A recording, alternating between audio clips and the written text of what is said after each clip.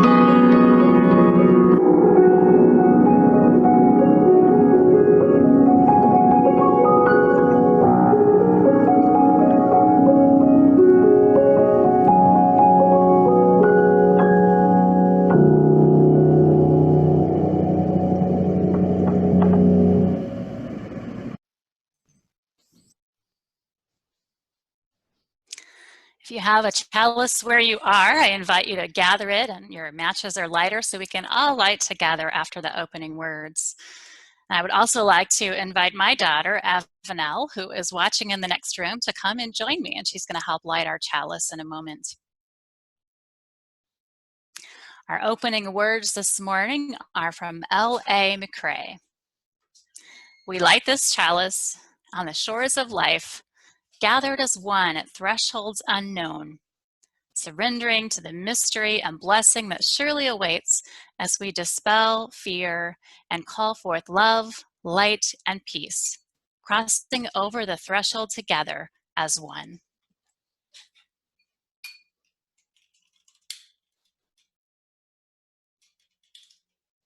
Thank you. The flaming chalice is a symbol of both the heritage of our past and the light of hope within this church today. The beautiful carved wooden chalice in Westside Sanctuary, as many of you know, survived a fire in a previous location. And so even as we light other chalices today from our homes, the act of doing this reminds us of the resilience and the strength of this congregation that we carry into this day.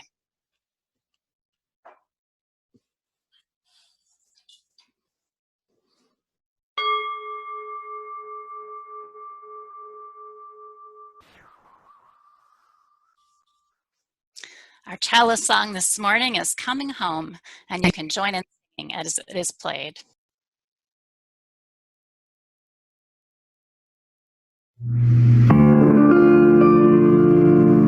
I return to myself, here where I belong. I am coming home, like a bird to its nest, like a river to the ocean. I am coming home.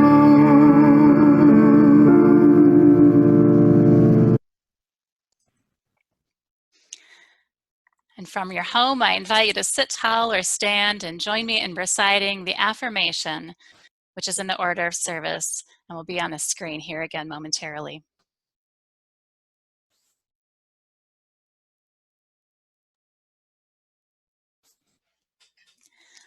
Love is the doctrine of this church.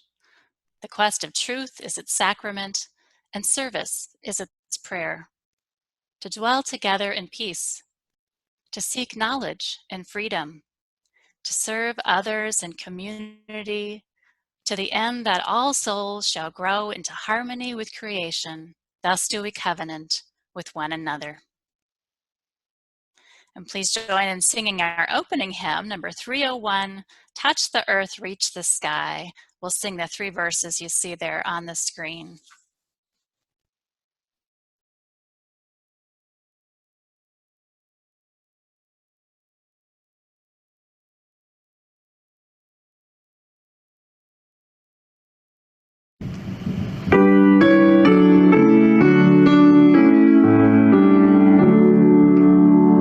Touch the earth, reach the sky, walk on shores while spirits fly, over the ocean, over the land.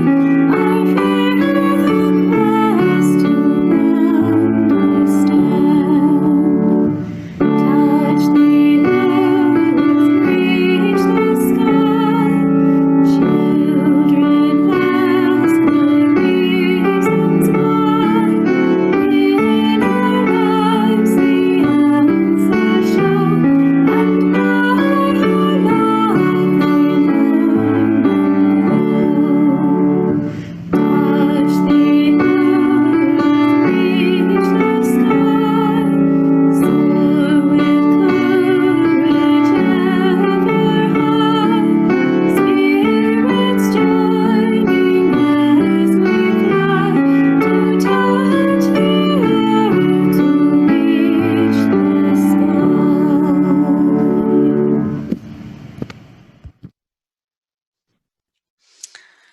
All right, as we go into our time for all ages, I want to note that our children and youth, the Zoom sessions we've usually been having on Sundays for younger kids in the morning and then for our youth in the afternoon, those are on hiatus for a couple of weeks. The Sunday virtual gatherings for children and youth will resume on Sunday, May 24th. And now we have a special time for all ages message from our religious educator, Nikki Kennedy. Good morning, Westsiders. You know, today I thought I'd ask you a couple questions, things that I've been thinking about. I wonder, who are the people that helped shape you? What kind of things have you experienced in your life that have helped you become who you are. For some of you, maybe it's your parents or your grandparents, your aunts and uncles, your neighbors, your teachers. As I sit here in front of this doorway, it makes me think about how many generations of my family have entered through this doorway. It's not really the building that shaped me, it's the people that were in it.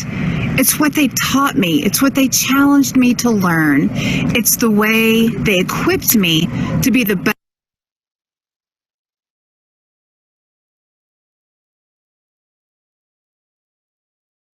Good morning, Westsiders. You know, today I thought I'd ask you a couple questions, things that I've been thinking about.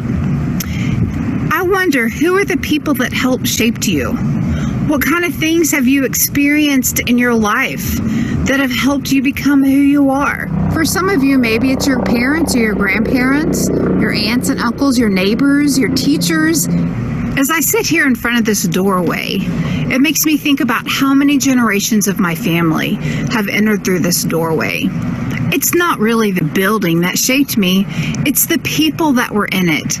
It's what they taught me, it's what they challenged me to learn. It's the way they equipped me to be the best person I know how to be. I think about my great aunt. She was born in 1905. That really was a long time ago. I think about how her life began so different than mine. It was on her 9th birthday that World War I began. She was 13 when the Spanish flu began, and women gained the right to vote. She lived through the Great Depression, through World War II. She grew up hearing stories about how her father came from Scotland as a young boy. She had a strong work ethic. In some ways, she was a little bit ahead of her time, and that her father and her mother both encouraged and were examples of women taking leadership roles. I remember her telling stories of learning how to drive, not at 16 either. I remember her sharing stories about how she was never allowed to live outside of the family home as a single woman. I remember her telling us stories about indoor plumbing and how that was a game changer for a family of 9. As a kid, I had a really unique experience. My grandparents lived across the street from 4 of my great aunts, so we were very well taken care of and maybe a little spoiled. As a kid, I loved to spend the night with them. You'd see they tell us stories. They taught us why it matters to be a part of a community, not just someone who sits there, but as someone who's active, as someone who continually helps others, someone who shares the gifts we've been given. I remember giggling when they'd get up at 5 a.m. to start cooking breakfast. And they tell me that it wasn't just about the breakfast. It was about sitting on the back porch and watching the sunrise and reading the 4 daily newspapers. I mean, 2 Fort Worth, 1 from Dallas, 1 from New York. That's a lot of reading of newspapers, y'all. I think about how my great aunt would connect with her family and friends. Occasionally there was a phone call, but for the real information, it was always through a letter. Mostly written, occasionally typed. And when I think about my nephew, he just turned 6 months old this week. He's 114 years younger than his great-great aunt. Now, will my nephew remember how our lives changed so abruptly and we all had to stay home and stay away from people to keep ourselves well and safe? No, of course not. He is already being talked about on social media. People are already hearing stories about him, and he can't even talk for himself yet. So as I sit here on the steps in front of Westside, I wonder, what is life going to look like in 10 years, and 30 years, much less 114? What I do know is that we need you. We need each of you to continue to stay engaged at Westside to help us figure out who we are going to become.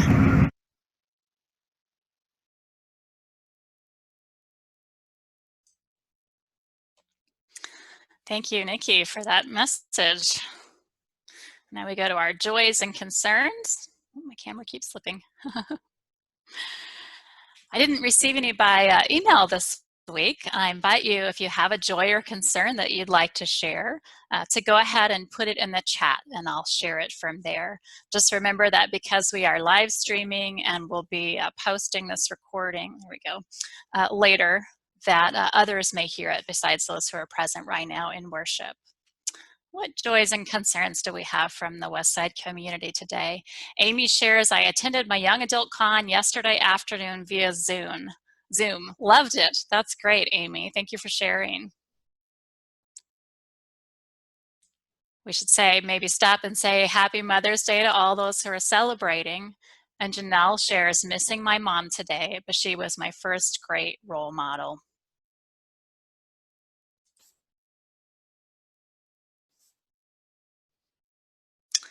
David P. says, very good speech, did not recognize at first.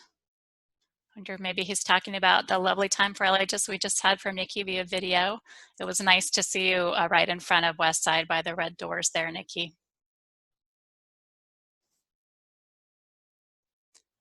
Caroline says, thinking of Isaac's great uncle who was just diagnosed with stage 4 cancer.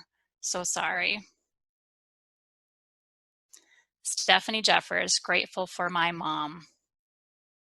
I know this is a time where many are grateful for mothers and others may struggle with more difficult relationships or with how things turned out in their own lives regarding motherhood and parenting and having children. So we hold all of that in the space of this community.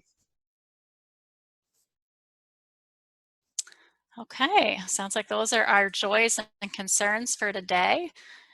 Oh, and Nikki says, thankful for strong women that have given a great path for so many. Indeed. Cindy hiked in Cleburne State Park and it was so nice to hear only nature. Only a few people were in the park. That sounds lovely, Cindy.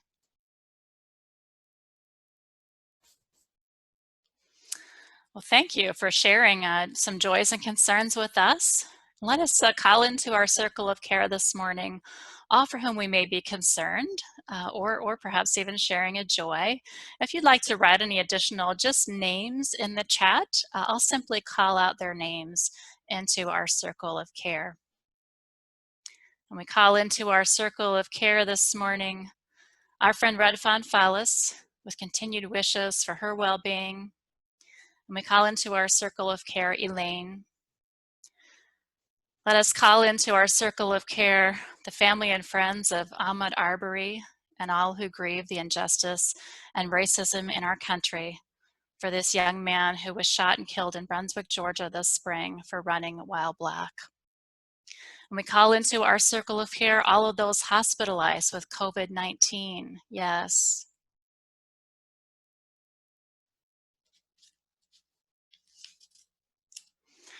We call into our circle of care those who normally would be with their mothers on this day, but perhaps cannot be because of the pandemic and the restrictions are just what is prudent to do.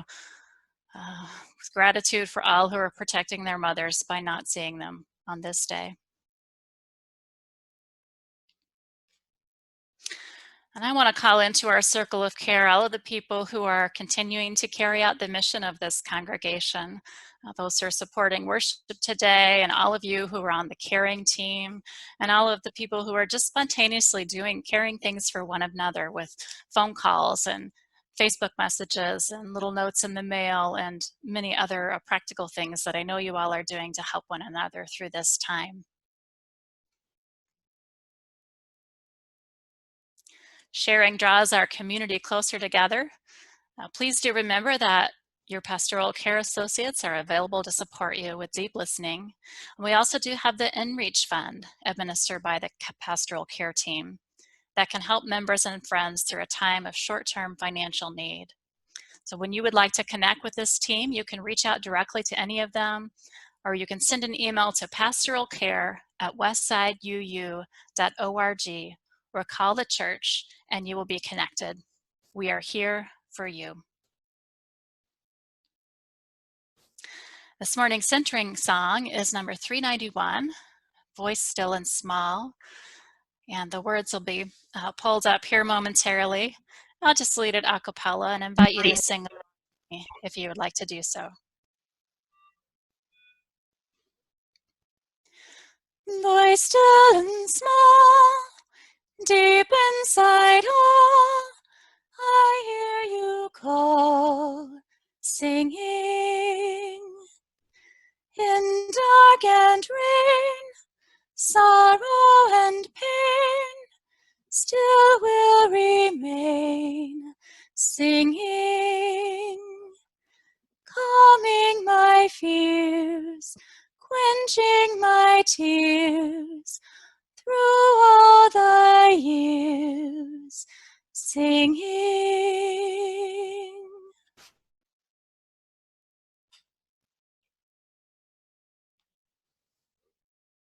And on the wings of this music, I invite you to join me in a time of centering. Each week here at Westside, we open our hearts to those in our community who know both joys and challenges, and to all suffering beings. You may wish to position yourself comfortably in your chair, perhaps even fold your hands in your lap, and take a few deep breaths as we begin. I'll mark the silence by the sound of the bell at the beginning of the end, and you may wish to simply meditate or pray during this time, or you might choose to listen for the still, small voice within you. Our meditation of shared compassion.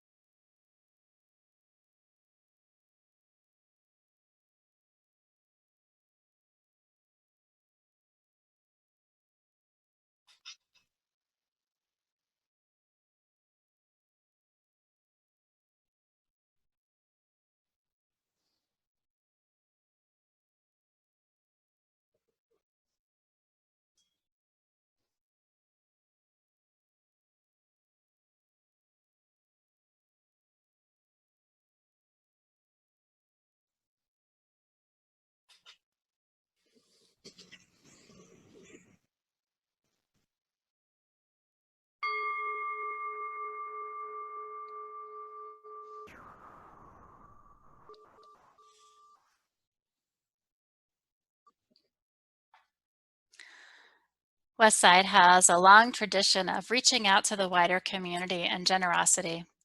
You'll find guidance in our order of service, in the chat, and in the afterword early this week about 3 different causes to support and how you can give. In addition to giving online through our donation webpage or mailing a check to the church, you can also now use the Give Plus app available through the Google Play Store or the Apple Play Store, and that information about that program is on our donation page as well. Please know that payments on your pledge to support the church itself are needed just as much as ever. Of course, we are not meeting in our building right now, but we are still maintaining it, and we're still carrying out many of our programs and working to keep this community connected. We thank you for being as faithful in your pledge as your circumstances allow. We've also provided information about supporting Westside's InReach Fund, which offers short-term financial support to members in need, and about directly supporting community organizations like Samaritan House, or you may have others that you like to give to. Lastly, I want to lift up to you that the church's stewardship committee has been hard at work over the last 2 months trying to reach every member and friend of the church to find out what you are pledging for the next church year, which starts in July, just a couple of short months away. The board is meeting early this week and will be taking a look at the budget and preparing to bring it to the congregation for a vote at the annual congregational meeting in June. As of last night, I asked our stewardship chair, and we had heard from about 75 to 80% of our pledge units in the congregation. And I want to say a big thank you on behalf of the board and the stewardship committee to everyone who has communicated your intentions. We appreciate every pledge. Alas, this means that we have not heard from 20 to 25% of pledgers. We know it's been a strange and busy time for many of us these past couple of months. All of our members and friends should have received a stewardship packet by postal mail last month and seen several e-blasts about the campaign. And if you haven't pledged yet, you would also have received a phone call from a member of the stewardship committee or the board of directors. We held virtual cottage meetings and let you know where to find all the information for the pledge campaign on our website. I'm guessing that most of you who are listening right now are among those who have already responded, but I'll share a bit for in case there are a few here who haven't acted yet. And I see a question. Yes, if you emailed in your pledge, that did it. You are complete. Thank you. We do understand that these are extraordinary times, and some people might not be able to pledge as much as you have in the past, or may even need to ask for a waiver right now because your own situation may be precarious. In fact, we want you to let the church know if we can help you. That's what the InReach Fund is for. We still want to hear what you can pledge, even if that number is 0, so that we know what to plan on as we go forward with our budget year and our programming. So if you haven't yet, please take time right now while Yuki shares a gift of music to communicate your pledge. You can simply drop an email to our financial secretary, Stephanie Jeffers, at finsec@westsideu.org. Just let her know the annual amount or monthly amount you'll pledge, or let her know if you just want to continue your pledge as it was this year. Again, that's finsec@westsideu.org, and let her know what you can do for the year that starts July 1. And remember, if you end up needing to lower it later or are able to raise it later, you can just let us know that then. We understand that life sometimes brings unexpected changes. To give you some time to make a gift or to complete your pledge as you're able, we'll hear another gift of music from our talented staff pianist, Yuki Kumamoto. Thank you all.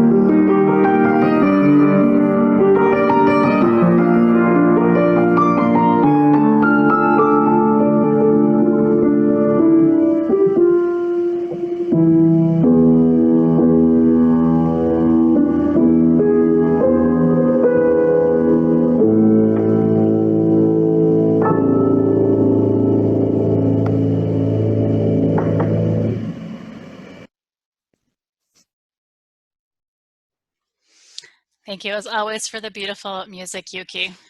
And thanks to all of you for putting into practice here at Westside the spiritual virtue of generosity. Our giving helps to ensure that the mission of the church continues, and it connects us to the wider web of community. I have a reading to share with you this morning. It's called I Choose You, I Am Here. It comes from Emma Merchant, who is a Unitarian Universalist youth in Central Ohio. She writes, I have never been particularly attached to the idea of family. Do you know the Swiss Family Robinson? It's the story of how a family worked together and survived. It never reached beyond a story for me, Merchant says. It never occurred to me that some people actually felt this way towards their bloodline, that the lineage was sacred.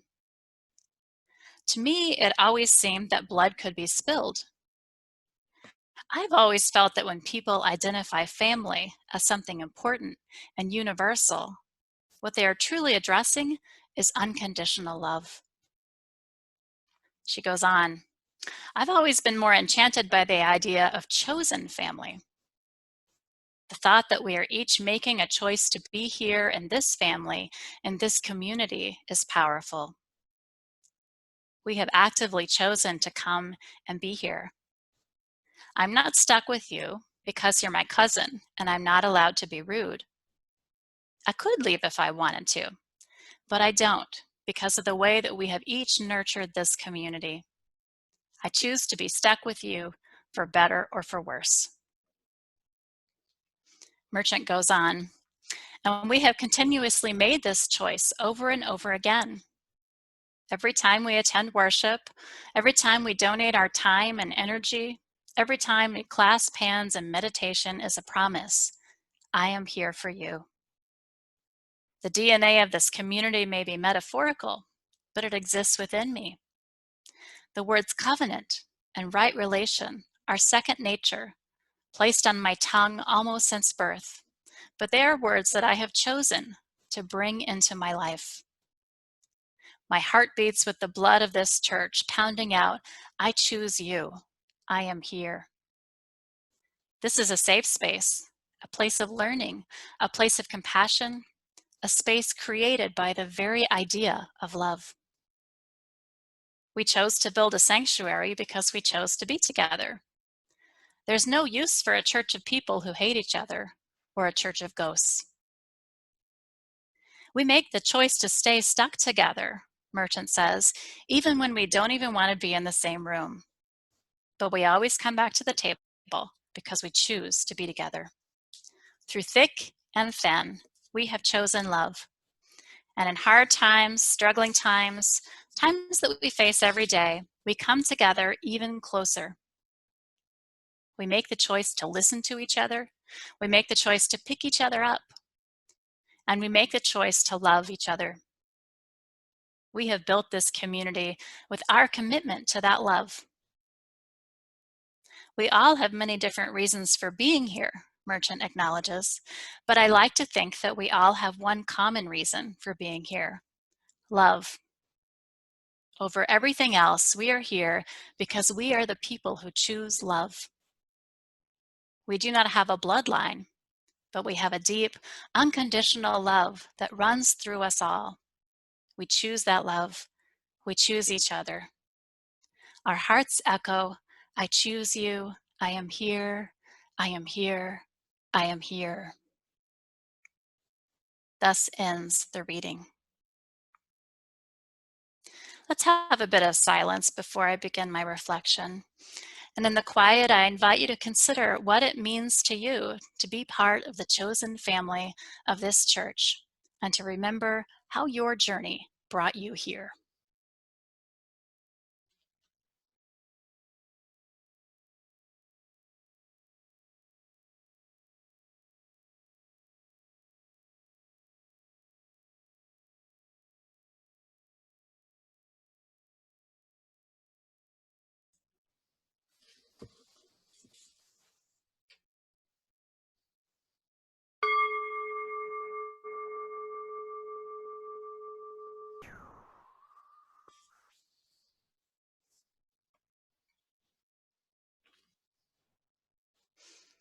Emma Merchant, the young person who wrote that selection, grew up in the Unitarian Universalist tradition.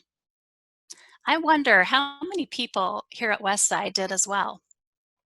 In a moment, a poll will pop up on your screen, and I invite you to participate if you can. And we'll learn a bit about what traditions all of you who are with us today were a part of growing up. So Nikki, when you can, let's go ahead and start that poll. Meanwhile, I echo our opening hymn. Touch the earth, reach the sky. Children ask the reasons why. In our lives, the answers show, and by our love, they learn and grow. We all have questions about this strange life from the time we are born into it until the time we die. Why am I here? What is life for? How should I live? And what will happen when I die? When we are young, the answers to these basic religious questions come primarily from our families and any religious community we are part of, or just in our culture. We learn from what our loved ones teach us out loud with their words, and from what they teach us by the ways they choose to live, what they model for us. And you can see the poll on your screen. Go ahead and participate if you'd like to and are able. Westside member Cindy Fountain is intrigued by this question of how our religious ideas and identities are shaped not only by our families, but by the time and place into which we are born. Her own grappling with Christianity led her to the question. At a fundraising auction for the church last fall, Cindy placed the winning bid on a reflection and invited me to address this very topic. Okay, has everybody participated in the poll who wants to? Let's end the poll and take a look at our results. So it looks like a little over 10% of those online with us right now grew up in the tradition of Unitarianism, Universalism, or UUism. Over half grew up in a mainline Protestant tradition, another quarter in an evangelical, fundamental, or charismatic Protestant tradition, about 10% Roman Catholic. We also have a few who grew up Eastern Orthodox. Nobody checked Mormon today, although I know we've had members of this church who have been affiliated with that tradition in the past. We've got one who grew up Jewish. We've got a few others in the congregation. About 10% who didn't grow up with anything. And then there are some others as well. All right, thank you all for participating in that. So it looks like Cindy was in the majority of people who are active at Westside. Overwhelmingly, those who gathered and worship today grew up in some form of Christianity, and it was not Unitarian Universalism, although we do have some born and raised UUs too. Most people here have traveled into new worlds of faith from what you first knew. Unitarian Universalism tends to attract people who started out in some other tradition, and increasingly, it attracts people who grew up without a faith tradition. That's why ours is often referred to as a chosen faith. But this is not the norm. Sean Crotty, a professor of geography at TCU, observed from the scholarship that almost no one chooses their faith themselves, despite almost every faith having a ritual around a youth choosing to become part of the faith as a free-thinking adult. Every time I teach around this topic, Dr. Crotty says, I ask the class to raise their hands if they follow the same religious faith as their parents or family. Almost everyone does. Although he also notes, I suspect this exercise would not work as effectively in a UU church. I think his mom is on this call right now. Sometimes religion is depicted like an ideological contest, as if the numbers of adherents in different traditions were based upon which ones have the best ideas or are most effective at helping people find meaning or cope with life. But Dr. Crotty suggests otherwise. If one looks at a map of the dominant faith by continent, subregion, and so on, he writes, it's really a map of migration and conquest, more than one of a competition of ideas. As such, comparisons about the number of followers as some sort of quantitative measure of rightness of a faith are silly. Well, Cindy Fountain shared with me that her own experiences led her to ask how people's religious ideas and practices are shaped by the culture in which they grow up. Here's what Cindy wrote. As far back as the 80s, I began to doubt my Christianity because I doubted that Jesus was God. One of the main reasons that I doubted that Jesus was God was the unfairness of one's geographical origins in the world if being a Christian was the only way to get to heaven. If Jesus is God, and therefore it follows that Christianity is the religion, how are people supposed to be Christian who had not been exposed to it geographically? Cindy goes on, no one chooses where they are born.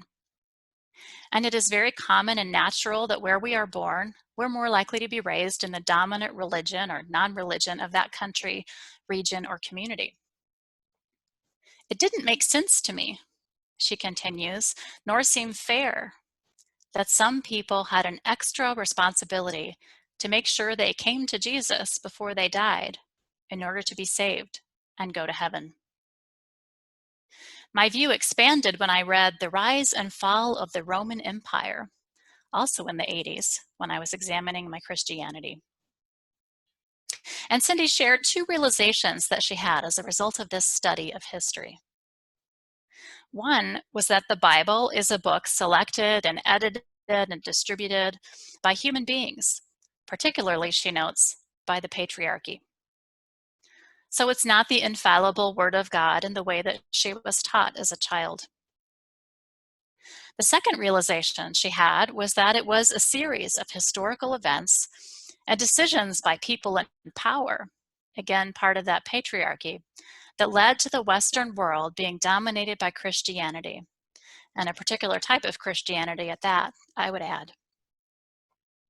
So Cindy had taken a closer look at her faith of origin, or mother faith, and like many here, she ended up going into new worlds and finding a chosen faith that made more sense to her. She bravely left behind the religion of her childhood and crossed the threshold into a new one. I want to acknowledge today, on Mother's Day, that people can have a great variety of relationships to their mother faith, just as we can have a great variety of relationships to our mother or to motherhood. And whether that relationship is positive or negative, simple or complicated, it can have a lasting influence on a person. Even if we have a different chosen faith now, there may be stories, values, experiences, rituals, or music from our mother faith that remain important to us and that shaped who we have become. Some people do not have a mother faith, as we saw from the 10% who grew up unchurched. And I know I've heard from folks in that boat who sometimes feel like there was a loss, like there was something that was missing. Sadly, for some people who do have a mother faith with which they grew up, it may be a source of pain. Because a faith tradition, like a real-life parent, can also be abusive or neglectful. A church or a religious tradition can cause harm through its own shortcomings or through the failings of those who represent it. And for some people, this harm may outweigh any good that came to them from the mother faith. If you do consider yourself to have a religious tradition that you grew up with that shaped you, and it made some positive contribution to your development in your life, well, then I invite you, if you're so moved, to write a few words or a sentence in the chat about how your mother faith was good for you. What have you held on to from your mother faith that has value to you? I invite you to write that in the chat if you are so moved, and I'll share some of those comments.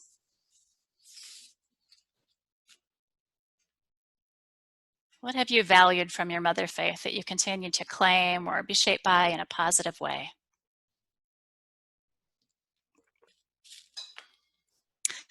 I'm among those who came to Unitarian Universalism as an adult.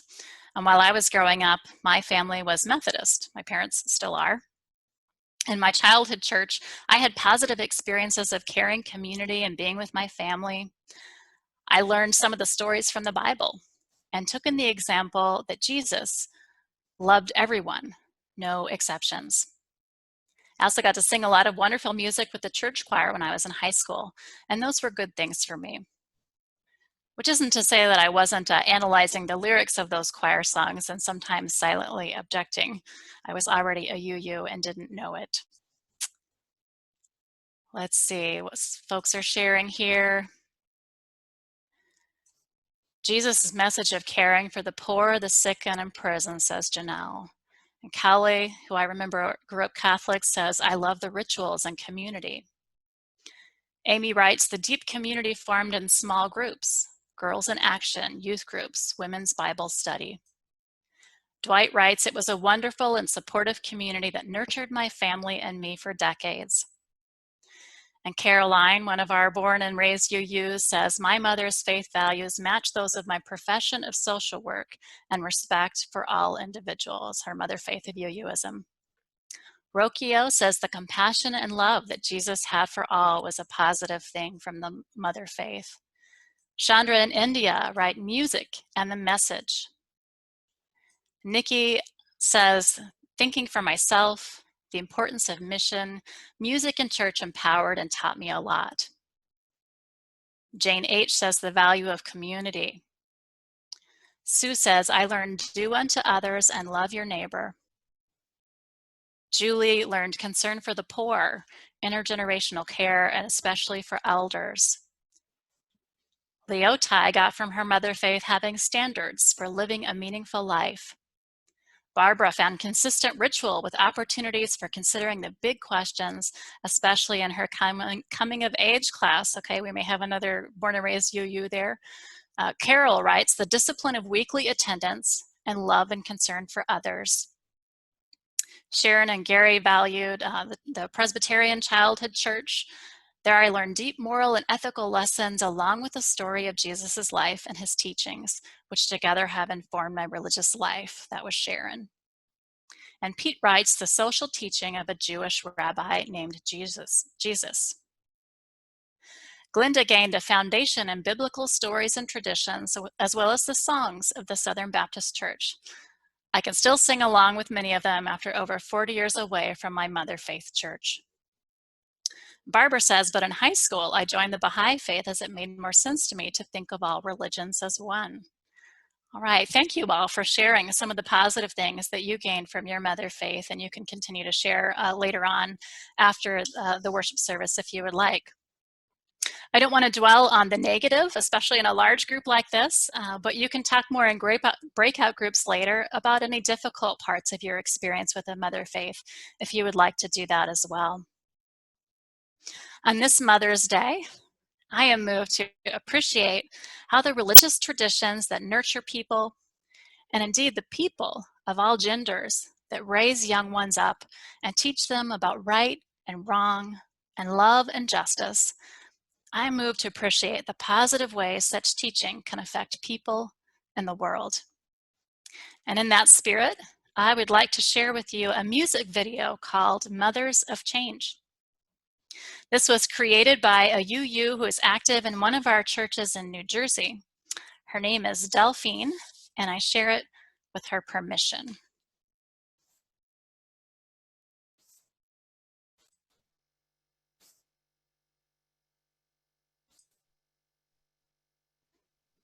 And it does begin silent, so if you're not hearing anything, that's how it's supposed to be here at the beginning.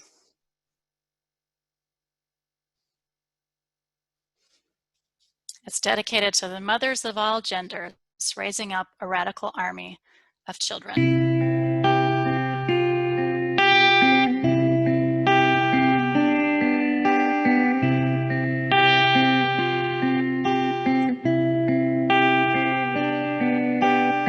Couldn't stop rape culture, couldn't take back the night, but Gen X women survive through fight or flight.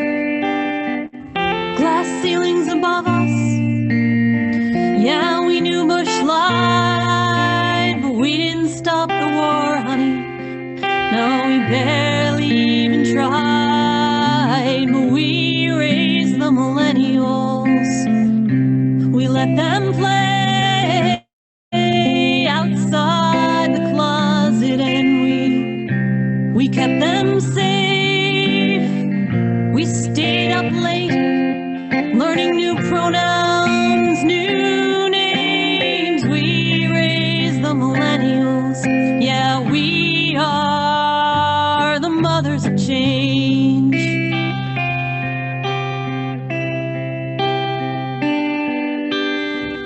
Mothers of the movement, mothers in the fight, wouldn't let their black sons disappear in the night. We'll say their names till it's made right, till the guns stop blasting, deadly power so wide. We raise the millennials.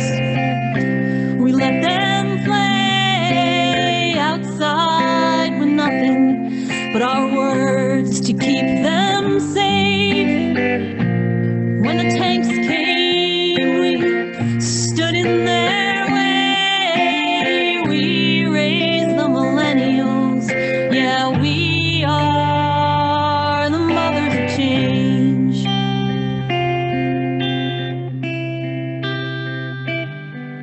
I heard Mother Steinem on the radio say she'd been waiting for her friends to be born.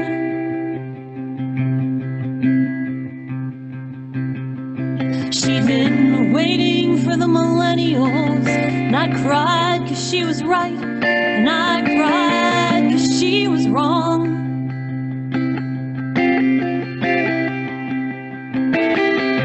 We didn't run from the battlefield, Gloria.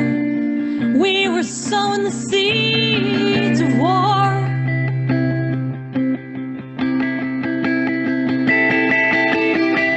We may not have won yet, honey, but we raised the ones that we've been waiting for.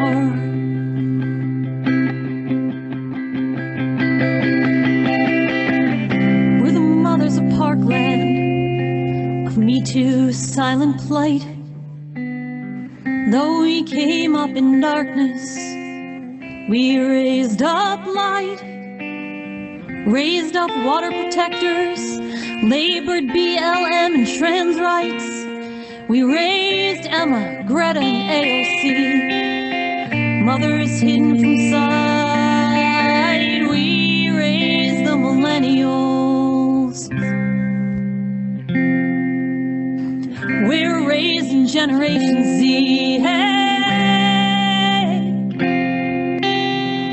maybe we haven't changed much, honey, but honey, we can make this claim. We raised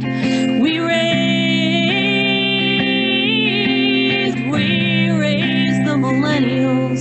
Yeah, we are the mothers of change.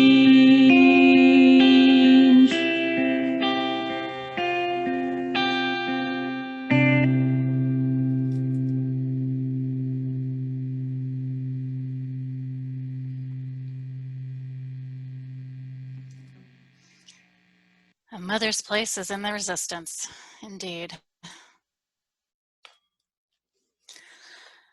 I know quite a few moms and dads and parents in this congregation who are doing this too. And teachers and grandparents, aunts and uncles and mentors. So many adults in this church are helping young people to learn what it means to be a person of faith as a Unitarian Universalist. I think I have to go stop my YouTube.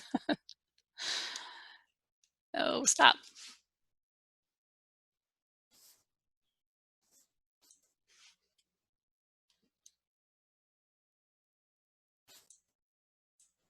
All right, thank you for bearing with me through that technical difficulty. I was saying that so many adults in this church are helping young people to learn what it means to be a person of faith as a Unitarian Universalist. and what our role in the wider world is as a faithful person. My family has marched with yours at the Pride Parade and the Martin Luther King Parade. Many of you rallied alongside West Side kids and youth at women's marches in recent years, and we marched with West Side children in the climate strike last fall. We have supported our children to write notes of thanks and care to Red Fawn Phallus, to put together care packages for detained families, to put food in the free little pantry by the church parking lot, and we've taken steps together to care for the earth.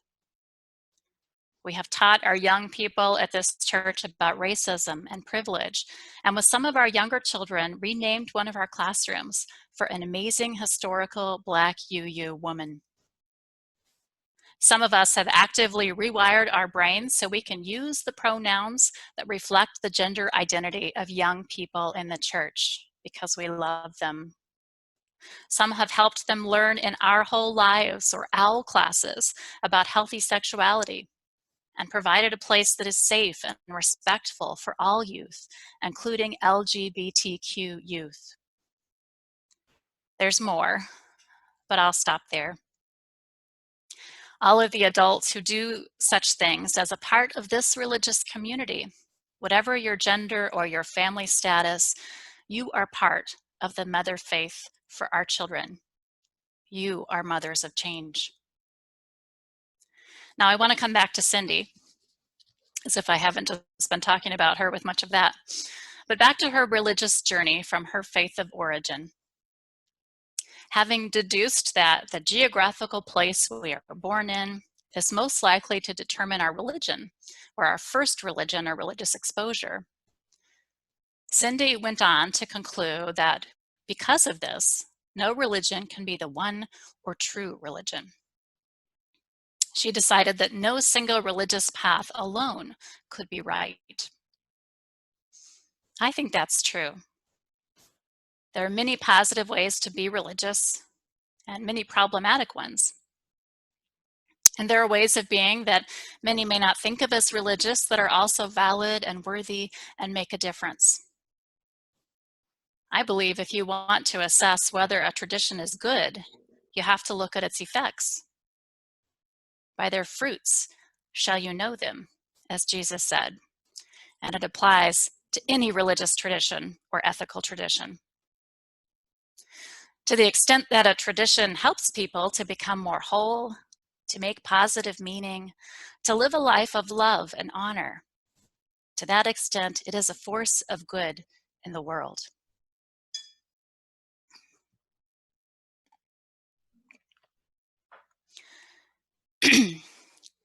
Now, I found it interesting that two of Cindy's objections to the Christianity of her younger life are two of the theological bones that Unitarian Universalism has historically picked with other Christian traditions from whom we descend.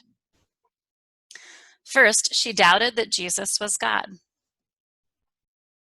She's in good company there. Many early Unitarians emphasized Jesus' humanity and didn't consider Jesus divine, at least not any more than any other human being is divine. That's why they were first called Unitarians, no Trinity for us. Second, Cindy was troubled by the idea she was taught that a person has to come to Jesus, declaring a particular set of beliefs or loyalties in order to be saved and go to heaven. On the Universalist side, our UU tradition says that everyone will be saved. Not just every Christian, but everyone. All souls. All will be reunited with the source of our being after life, because if God is like a father or mother, no parent worthy of the role would condemn their children to hell. This was the earliest Universalist argument. So there are many different expressions of the Jesus tradition. Whether you set off on a different path from your family or even the dominant culture around you, or whether you chose to stay in the tradition that raised you, wrestling with it is a natural part of faith. Among the stages of faith development that social scientists have described, Unitarian Universalism, it seems to me, has an uncommon relationship with the fourth stage. This is the stage that often starts in late adolescence, although we can come back to it at any stage of life, including when we become part of a tradition that is new to us and go through the stages all over again. Stage 4 is when people struggle with their religious tradition. They question their assumptions about it. They question the authority structures in the faith. If they don't like the answers they get about their big questions, they may leave the religious community. Whether they stay or go, the result of this wrestling in stage 4 may be dropping some parts of the tradition that they do not accept, while deciding what parts they do affirm and claim for themselves.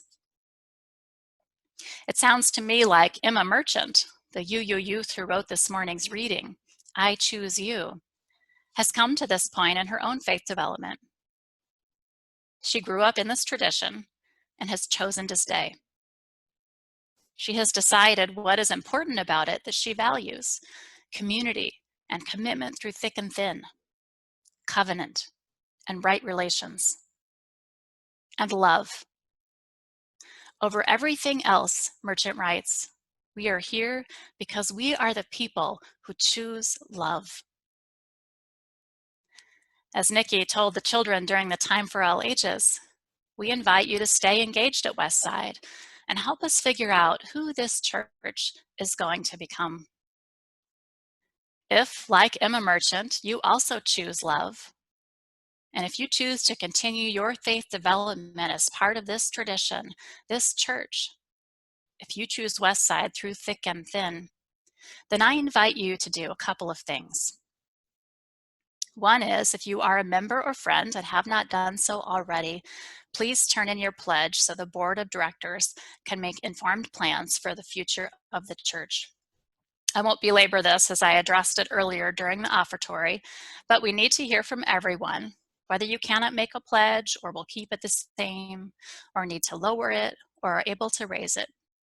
Just give us the best information you have, and please turn your pledge into the financial secretary at finsec@westsideuu.org. This is one of the ways you choose this church.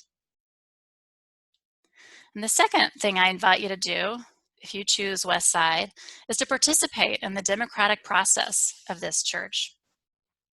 As a democratically organized community, the chosen faith of Westside is also a faith of continuing choices.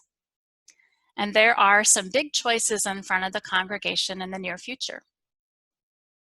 Thank you to all of you who have reached out to the board of directors already by email to share your input on some of those big choices that they are leading the congregation through, including hiring an interim minister to start this summer. I know the board is listening to you. In addition to email, the board is considering other ways of hearing your thoughts and being in dialogue with the congregation in coming weeks, so please stay tuned for that.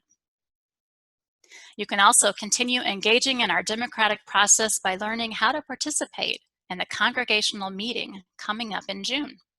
We're planning to conduct it online, so there may be a bit of a learning curve, and there may be some times to practice leading up to the annual meeting.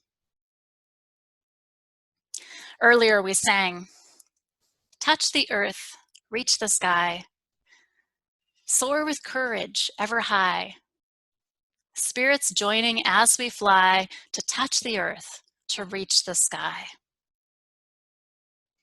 All of you who have chosen to be part of this tradition have shown courage by actively choosing a faith that for you resonates with truth and joy and love. You have shown courage and spirit by choosing it over and over again with your actions and your love. May this church be a positive part of your ongoing faith development, and together, may we be a force of love in the world around us. May it be so. Amen.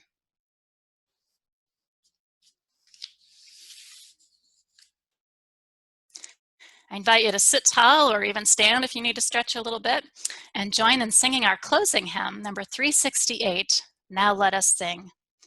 You can watch the screen for the words together from this zipper song.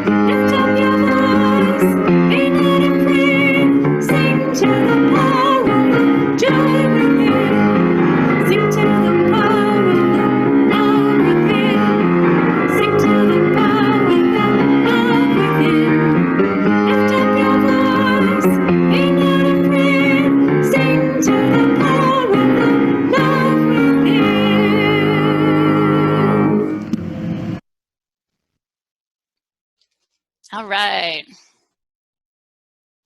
Words of Wayne B. Arneson. Take courage, friends. The way is often hard. The path is never clear, and the stakes are very high. Take courage, for deep down there is another truth. You are not alone. I invite you to join me in the congregational closing as we blow out our chalices.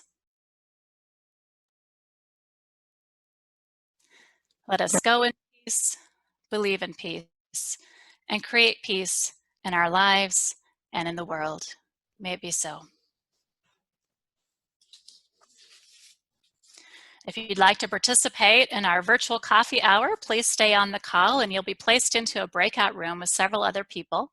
Please be mindful of our congregational covenant, welcome any newcomers, and give everyone an equal chance to participate in the conversation. Once everyone is in groups, we'll post some discussion starter questions inspired by the reflection today that you can use to chat if you like. Coffee hour will continue until about 11:40 when the call will end. And as always, we welcome your feedback about our time together online. Go in peace, and happy Mother's Day to all who are celebrating.